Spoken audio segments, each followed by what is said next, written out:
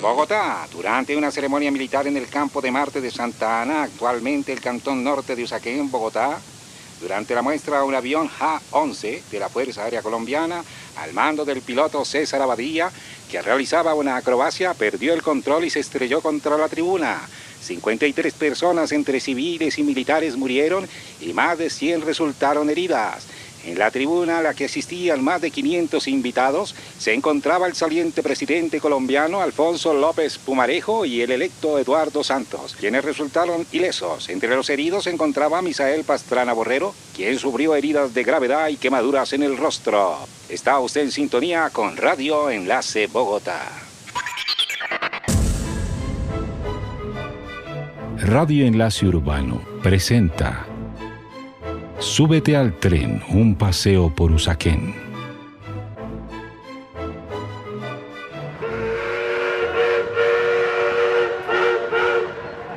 Hola, soy John Rincón, su maquinista. Les doy la bienvenida a este nuevo episodio de Súbete al tren, un paseo por Usaquén. Hoy con la compañía de Fernando Lara y Rafael Gutiérrez, quienes nos cuentan sus historias. Bienvenidos. Yo crecí en Cedritos, en la carrera 25, número 14230. Y uno de mis placeres más grandes era correr hasta la Carrilera, en lo que hoy es la Avenida Novena, para ver pasar el tren.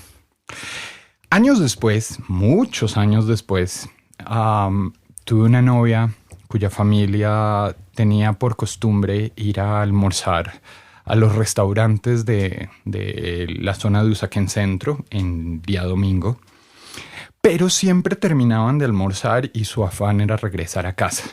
Yo, por el contrario, que era más de caminar y salir a pasear y observar vitrinas y hacer mercado de ojo. Y con mi novia, una tarde de domingo descubrimos a un bailarín de danza contemporánea en la Plaza Fundacional de Usaquén. Su nombre, Miguel Ortega. Él ponía una grabadorcita pequeñita a la cual le había hecho una adaptación de una suerte de batería con pilas que después fue evolucionando hasta ser una batería un poco más profesional, pero finalmente una batería. Y bailaba allí en una especie de tarima que se construyó en la Plaza Fundacional de Usaquén. Por lo general, la gente se acercaba a él, lo miraba, truza, torso desnudo, cabeza rapada, y los comentarios más comunes eran como ¡ay, qué loco! Y nadie duraba más de un par de minutos, dejaban alguna moneda, un billete y se iban. En cambio, yo solía quedarme allí horas enteras acompañado o solo, observándolo. Hasta que un día tomé el valor suficiente de acercarme y decirle: hola, mira, yo cuento cuentos y lo que he notado es que la gente no se queda a verte, entonces te propongo que en el intermedio de cada canción yo cuente algunos cuentos para hacer que la gente se quede y así nos alternamos. Evidentemente a él no le gustó mucho la idea, siento que se sintió un poco nervioso con el tema de su espacio, pues que había sido su logro, su trabajo, su esfuerzo. Pero igual yo seguí insistiendo y en alguna ocasión le comenté a un buen amigo, Alexander Díaz, más conocido como Mateo, narrador de la Universidad de los Andes, filósofo, que por ese entonces estaba haciendo su opción en Derecho en la misma universidad. Y fuimos el domingo a verlo. Y curiosamente, entre ellos dos surgió un link, una muy buena amistad.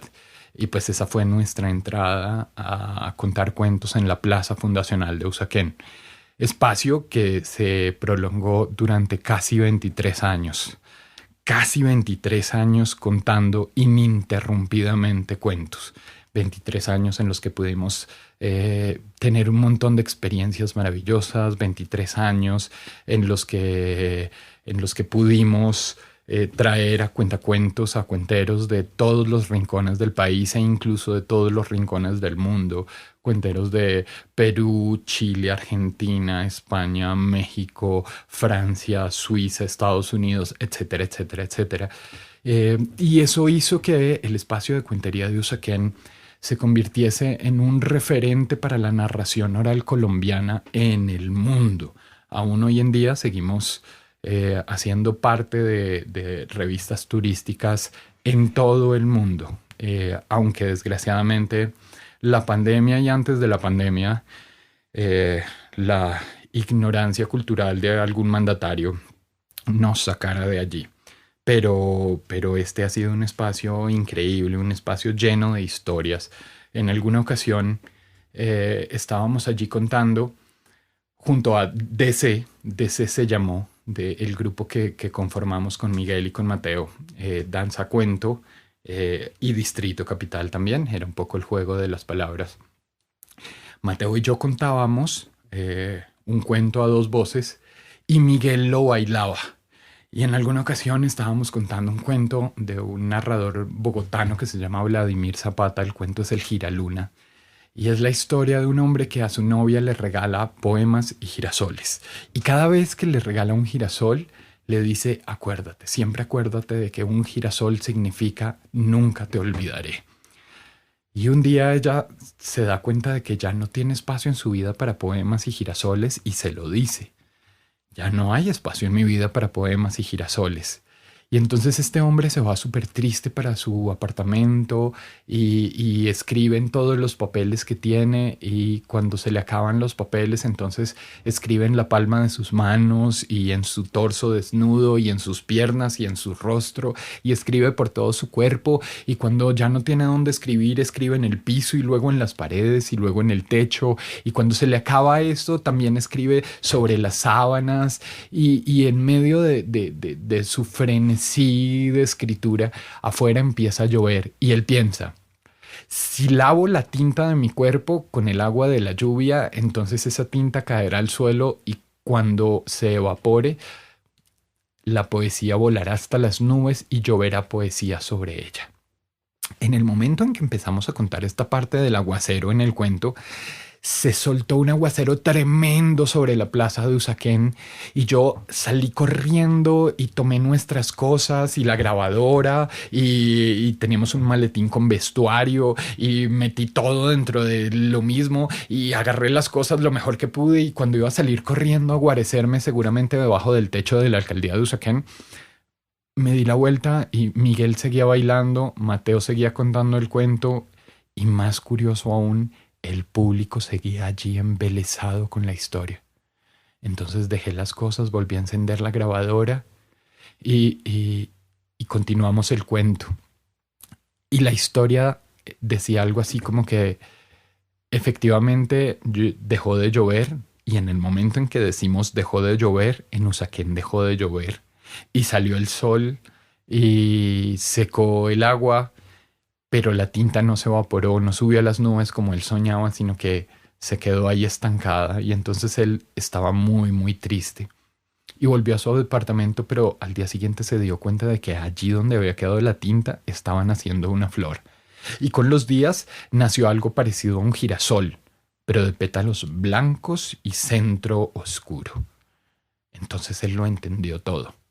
Tomó la flor, la llevó hasta el apartamento de su exnovia, y cuando ella abrió la puerta lo miró un tanto exasperada y le dijo, ya te dije que no había espacio en mi vida para girasoles y para poesía. Y él le dijo, no es un girasol, es un giraluna.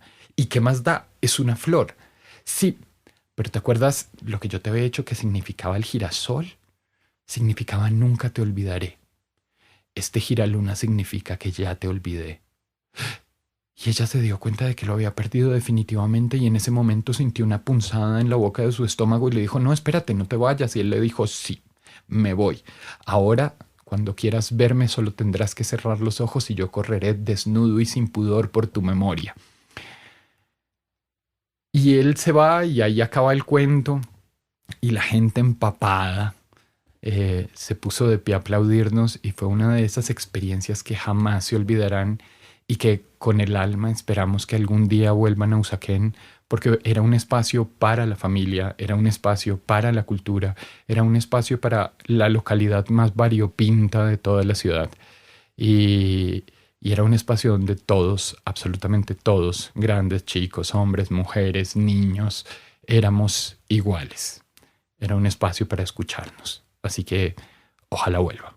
Ojalá vuelva el espacio de cuentería de Usaquén. Contar de Usaquén y de los hacedores de oficio artesanal urbano de la localidad de Usaquén en la Plaza Fundacional. Bueno, creo que es una historia un poco larga, pero vamos a intentar resumirla. Por allá como en el año de 1978, la plaza de Usaquén era una plaza muy concurrida los días domingo por los habitantes del alrededor, Santa Bárbara, Santa Ana, Chico Norte, todo este sector venían aquí a comprar su mercado. En la parte de atrás de la plaza había una zona donde parqueaban y por ese callejón donde hoy en día funciona un mercado se hacían un poco de muchachos locos y jóvenes con la compañía de pintores, escultores.